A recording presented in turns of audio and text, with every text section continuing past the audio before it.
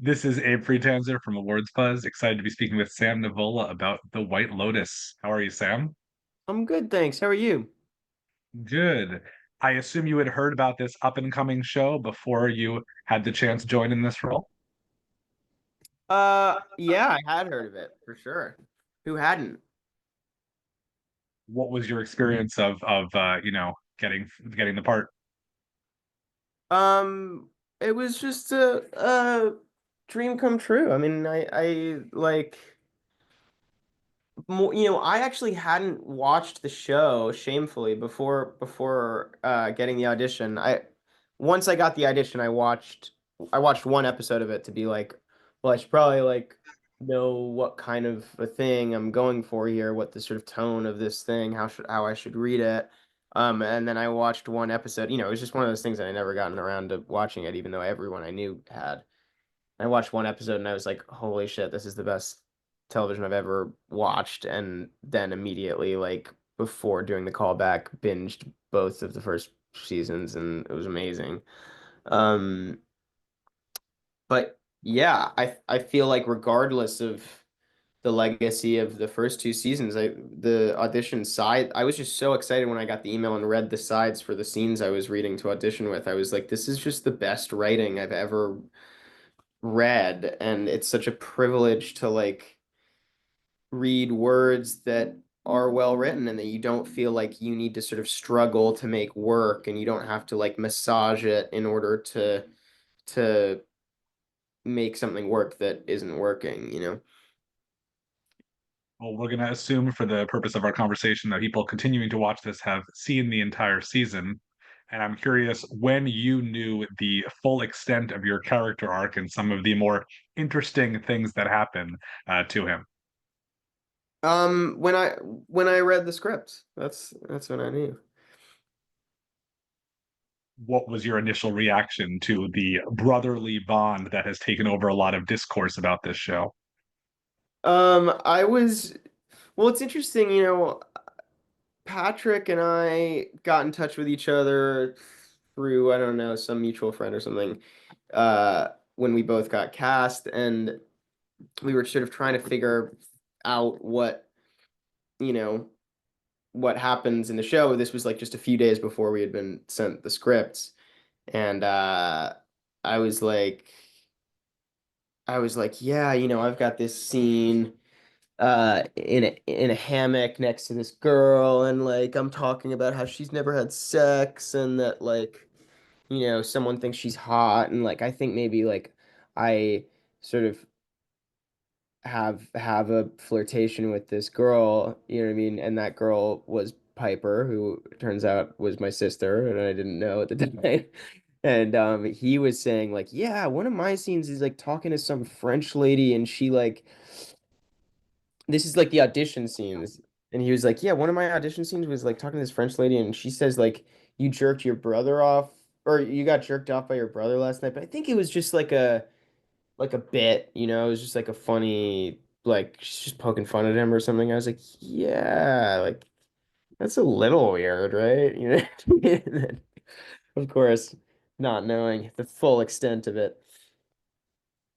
The reaction, I think, has been pretty extreme by a lot of people, but I think people might be just as disturbed by the fact that, Lachlan decides to just go to a dirty blender and blend it up and then drink it. There seems to be a lot of concern about the fact that that has happened and that that's something that a real person might do in the real world. I I don't know. I mean, it's so funny. That was not something I was thinking people were gonna get worked up about, but people are so mad about the blender. It's so weird. I feel like it makes sense if you're like I've had phases of my life where I drink a lot of protein shakes, and um if all you're making in the blender is protein shakes and you make multiple protein shakes a day, it's like if there's been a protein shake made in the blender an hour before or whatever, then you're like, oh, it's all the same shit. I'm just making the same thing. I don't need to like, disinfect the whole thing. Maybe I will once a day or whatever, but I think he's just assuming that the residue is from his brother making a protein shake, and he's desperate to connect with his brother in any way after that whole fucked up situation. So he's probably, you know, probably happy to be having the dregs of his protein shake. I don't know. Do you feel like the audience has engaged with this show more than a lot of the projects we've had in the past, just in terms of like being very vocal and commenting a lot on things, or have you experienced that beforehand? Of course, no. I mean, I haven't been in a show this big yet. It's like it's different in every way, and the audience reaction is it's amazing to have people engaging with your work so closely and like to be watching so closely that they pick up on all of the sort of decisions that you've made as an actor that um normally people don't necessarily watch as closely. It's amazing.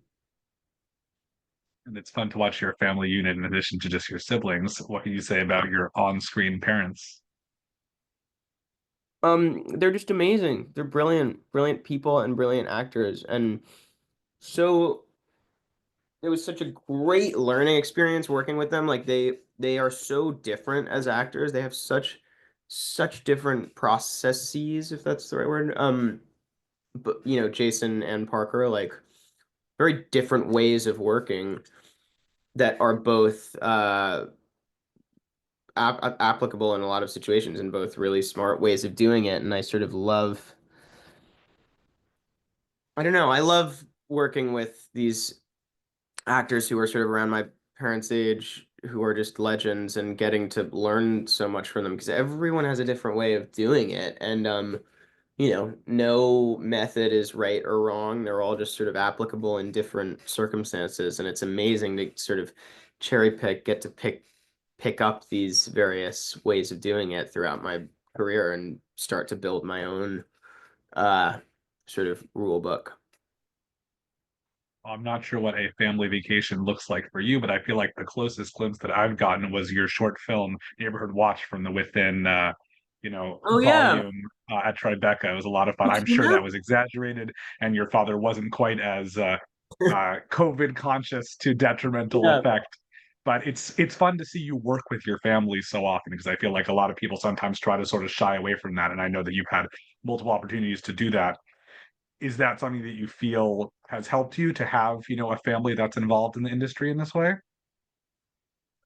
Um, yeah, in some ways. I mean, I don't know. They really didn't want me to to act professionally, really. They I think understandably my parents know that acting is a very difficult path for a career and that it takes a lot of luck to be able to do it professionally and make enough money to support yourself and work enough in a year that you feel creatively fulfilled and that you're not going completely nuts. Uh, so I don't know. Of course, they support me completely, but initially they were very, very wary. So I sort of don't, and I also just don't get like it's very hard to give actors advice about the creative process because like everyone has their own way of reaching the finish line and their own way of connecting to a character that is specific to them and different from not something that you can advise someone on. It's about your personal connection to the thing.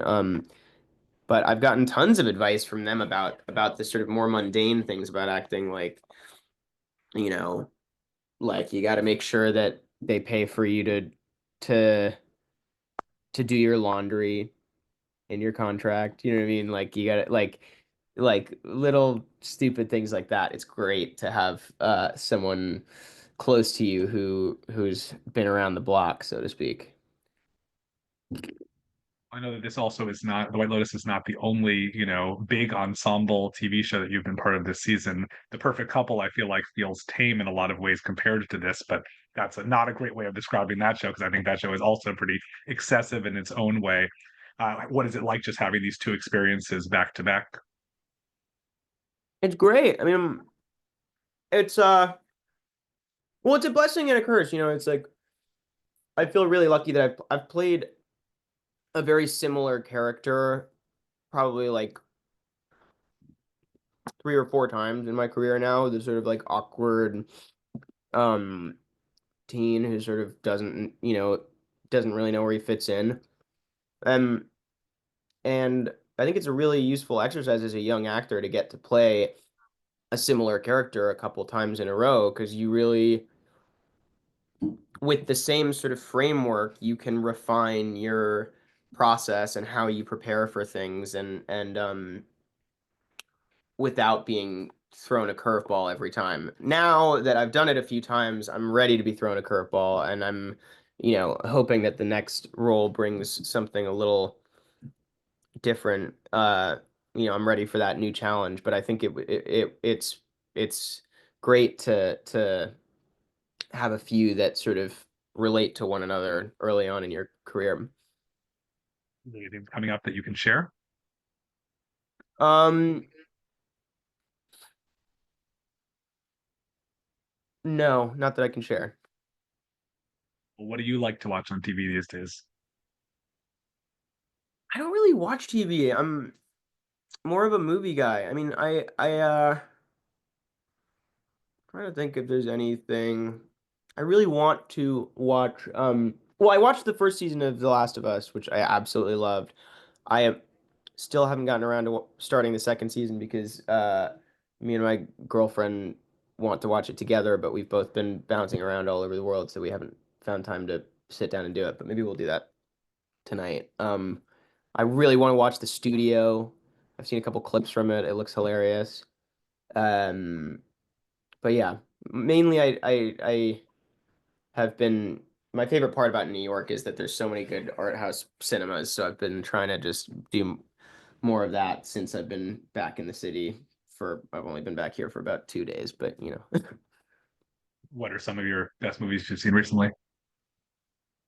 um, I started the Decalogue, which is a series of 10 feature films by this Polish director, that are really, really good. I went and saw the Minecraft movie, which was a fun trip down memory lane because I probably wasted like full weeks of my life glued to playing Minecraft as a kid. I'm trying to think what else. I'm gonna try and go see eight. I mean, Eight and a Half is one of my favorite movies, and they're playing it on 35 millimeter at the Film Forum tonight, which is insanely lucky. It's very rare that a print of that does the rounds. But yeah, that's about it for now. My last question to you, since you mentioned the film forum, is what is your favorite art house theater in New York City? I think the Film Forum. I love the Film Forum. I mean, I live in the East Village now, so uh, without being so specific about my address, I live very close to the Village East Angelica, um, which is a great cinema. They've got great programming. I love the Metrograph, because it's just a very cool vibe. I feel like everyone that I see walking into there is like 10 times cooler than me, just like East Village badass person with cool style and whatever. They've got a bar there that's really cool. But the Film Forum is like my first love where I fell in love with movies and I their programming is like even though it's a little more sort of vintage and a little less experimental, more just like classic great movies. That's sort of my speed and I love it there. Awesome. Well, thanks for talking to me today, Sam. Looking forward to seeing your next challenge. Thanks so much. I appreciate it. Good to talk.